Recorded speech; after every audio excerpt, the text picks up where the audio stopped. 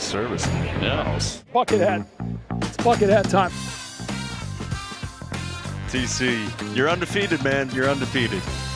Hello and welcome to another edition of the TC and Company podcast. Tom Karen coming with you at Fenway Park as the Red Sox, as we speak here, trying to avoid being swept over a 3-game series by the Colorado Rockies. Certainly disappointing series after the optimism that they built in New York, taking 2 out of 3 from the Yankees over the weekend. Been frustrating extra innings losses. Hard to believe it's the first time since 1996 the Red Sox play extra innings on 3 consecutive days. They've done it in 3 consecutive games since then, but not 3 days in a row. And so, they'll try to turn it around before the Yankees come here for the first time this weekend. Yankees rolling into town for the first time this season. Hard to believe it's been since last year that we saw the Yankees here. Played them for the first time last weekend. That was that series when they won 2 out of 3. But the guest this week is a guy who knows both sides of that rivalry. James Paxton, back after missing more than 2 years, first in Tommy John surgery and then a couple of things, the hamstring strain, the most recent setback right at the end of spring training there. So he didn't join the team for a bit, but when he finally made that start, it was 766 days since he had made a big league start. And boy, has he pitched well since.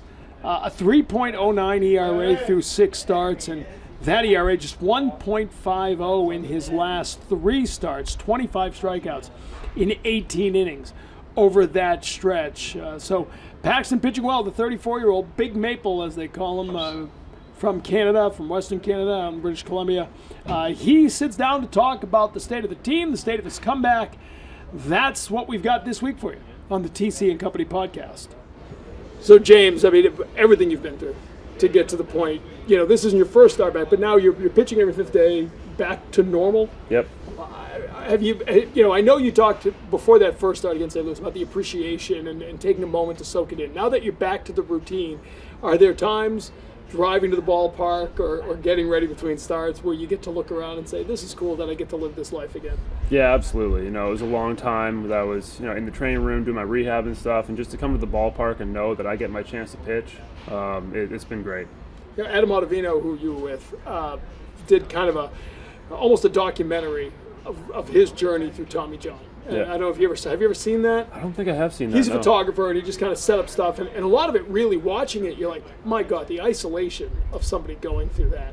Take us back into that. How difficult is that? I mean, you play this team sport your whole life, and maybe of all the injuries you go through, a Tommy John recovery is a lot of time on your own, isn't it? It is.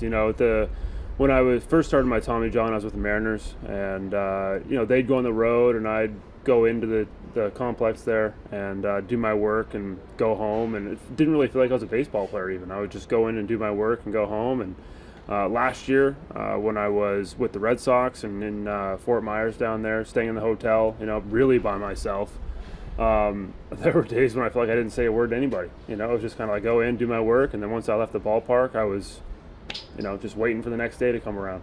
Kind of an obvious question, but more appreciation for the training staff, for the medical guys, because those end up being your teammates in a lot of way for a stretch, right? Absolutely.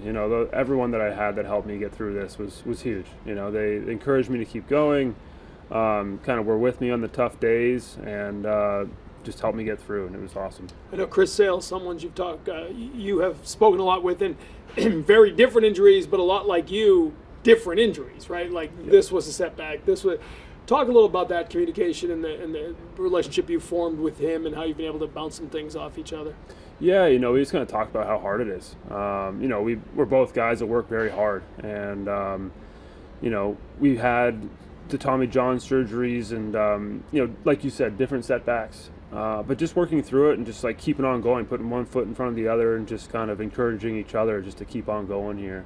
And I was talking to him about what it was like to be back on the mound again after having so much time off, and he just told me, make sure you breathe, because you get back out there and it's been a while. It's my first time out. I think I remember saying it felt like my debut all over again, and the stopping and taking a breath even with the clock, was definitely needed. So that was a big help. And now he's back on the shelf. How tough is it to see that happen to him? Because again, he, like you, was pitching so well. He really was. It's really sad to see a guy like that who works so hard, does everything the right way, has a lot of fun playing the game, and is a obviously fantastic player, deal with things like that, because we love to have him on the mound here. He's a great teammate, great guy, and I just really hope he gets back out there again. Since coming back, your velocity has ticked upwards. The swing and miss stuff is there, obviously. Have you even surprised yourself a little? I mean, is this sort of what you envisioned? Is the timing what you envisioned? Did you think it would take longer to get back to where you are? Or how does this compare to maybe what you thought about 3 months ago? Yeah, you really don't know exactly what it's going to be like when you come back. Building back up, I felt good, but with the velocity, I think in the AAA starts I was touching 96, 97, but to go out there and sit at the velocity that I have been, it's been great, and everything just feels really good coming out. But it's been nice to see. Dennis Eckersley, who used to do this with me, used to say that you just, as a closer, you can't replicate coming out of a major league bullpen in the ninth inning with the crowd going nuts. Right. And you kind of touched on that, right? That AAA isn't this. Yeah. Right? You can't maybe draw back on whatever that little extra 1% is. How different is that, and when did you realize, like, okay, there is a little something else there now that I'm back here? Yeah, I knew that there was going to be a little something. It was the same thing when I came out from AAA the first time, when I was back in 2013. There's a little bit extra, and you just know that when you come out in front of all these fans out here, that there's going to be that little bit more adrenaline, a little bit more power, and I was ready for it, and really excited to have that back. There was that one relief appearance in AAA that didn't go well. No. And sort of take us through that, because at that point, I assume that the organization's trying to just find a way to get you back sooner rather than later, but they're throwing something at you that maybe you haven't done. Just sort of, where were you at that point? And what did you have to sort of work through to get here now?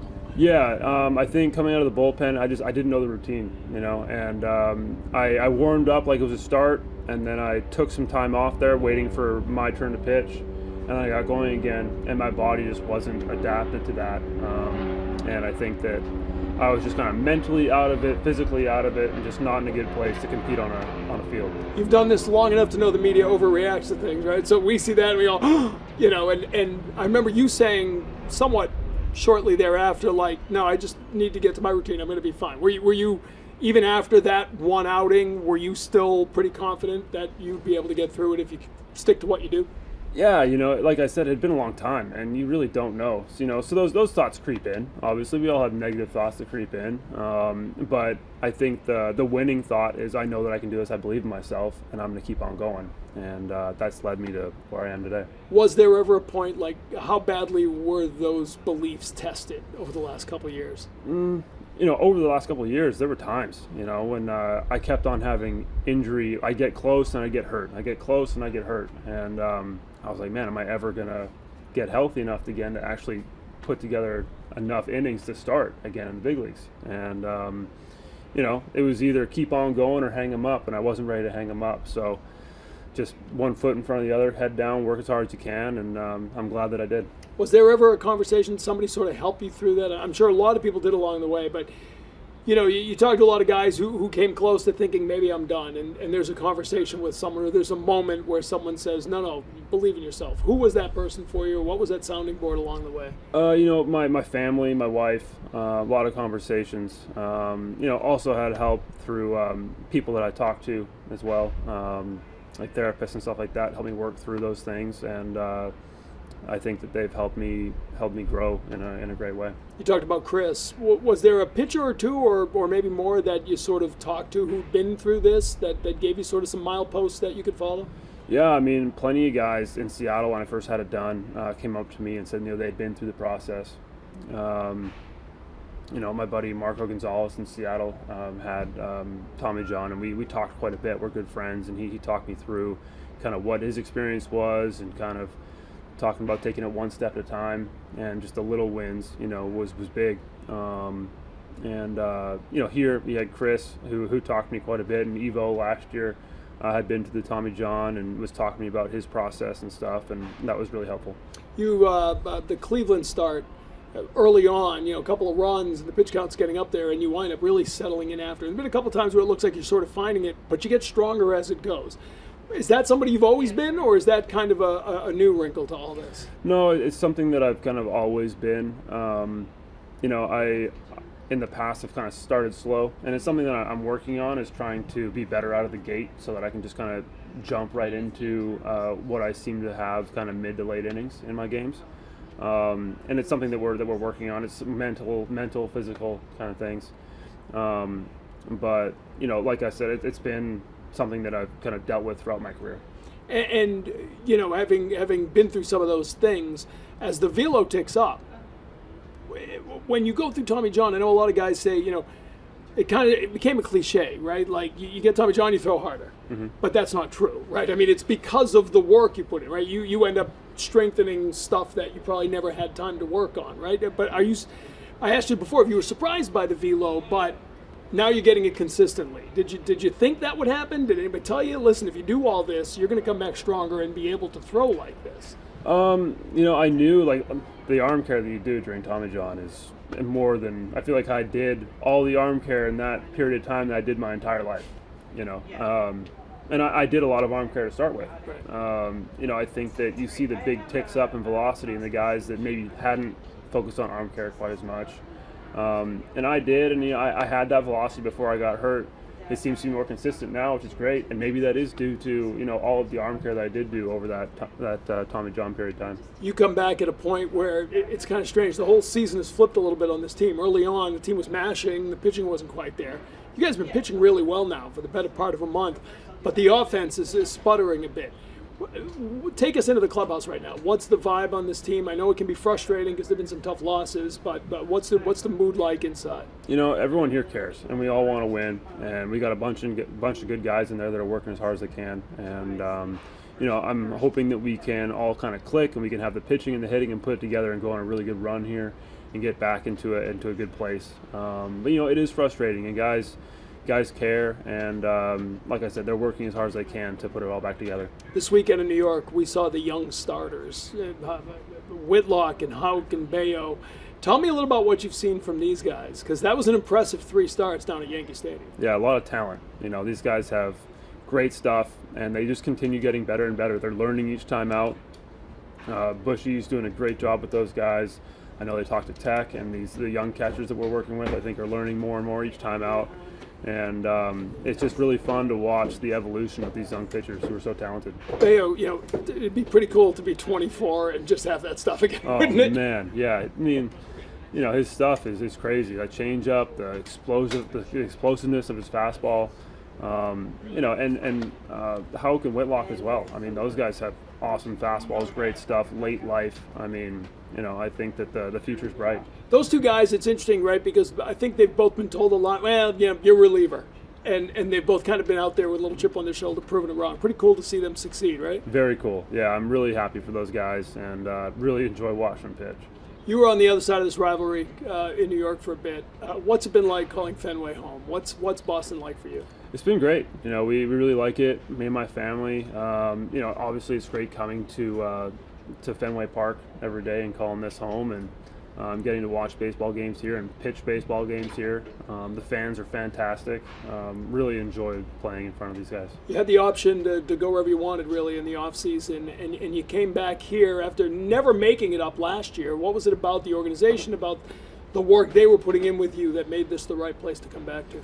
It was multiple reasons. I think that I hadn't pitched in 2-3 years, and I just wanted to be able to get my feet under me again, and I felt like this staff knew me. They knew exactly what I went through last year.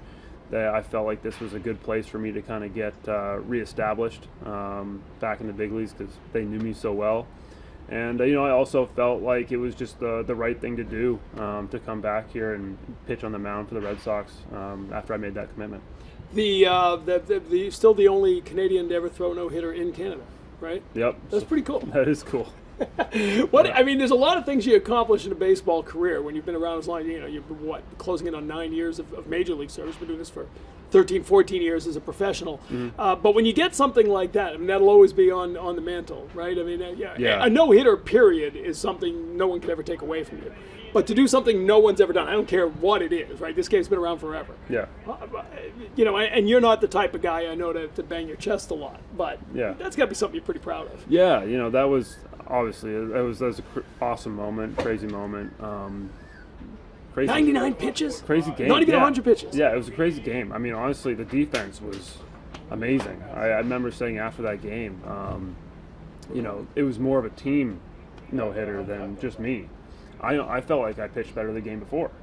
But they were making amazing plays out there behind me, and I just had a lot of fun out there with those guys, and what an experience doing it in Canada. Was it the full, more space each half inning, people moving away from you in the dugout? What was it like as you get to that 7th, 8th inning? Yeah, I didn't even really notice that. You're so locked in. In a moment like that, you're in the zone, you're flowing. I just remember in the 7th inning, to end the 7th inning, Kyle Seager made a diving play down the third baseline through the guy at first, and he ran past me and said, "You're welcome."